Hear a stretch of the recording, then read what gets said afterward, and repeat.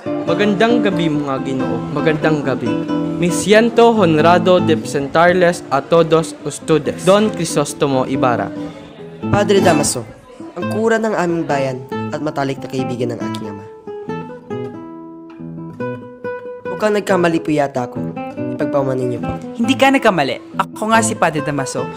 Ngunit hindi ko naging matalik na kaibigan ng iyong ama kailanman. Binabati kita sa pagbabalik mo sa bansang ito. Sana'y lumigaya at di magkatulad sa iyong ama.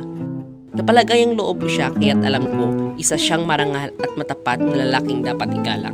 Ginoo, ang parangal ni pinatutungkol ninyo sa ama ko ay nakakapagpalubag sa kalooban ko at nakakabawa sa pag-aalinlangan ko sa tunay na kinahitnan niya. Hanggang ngayon, ako na kanyang anak ay wala nang nalalaman sa pagkamatay niya.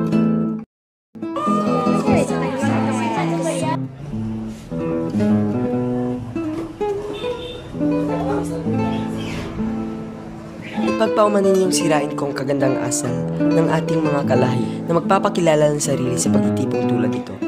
7 taon akong nawala sa ating bayan at sa pagbalik ay hindi ko mapigil ang sarili na hindi batiin ang pinakamamahal na hiyas ng ating bansa, ang mga kababaihan. Mga Ginoo, isang pag-uugali sa Alemanya na kapag nag-iisa kang dumalo sa pagtitipon at wala kang makausap ay mahirapan na ipakilala mong sarili mo sa isang grupo ng mga panauhin. Nabati ko ng mga mayuyuming kadalagahan. Ibig ko naman makadaw po ang palad kayo.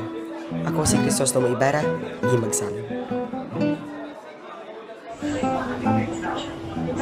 Senyor Ibarra, matagal ko na kayong ibig makilala.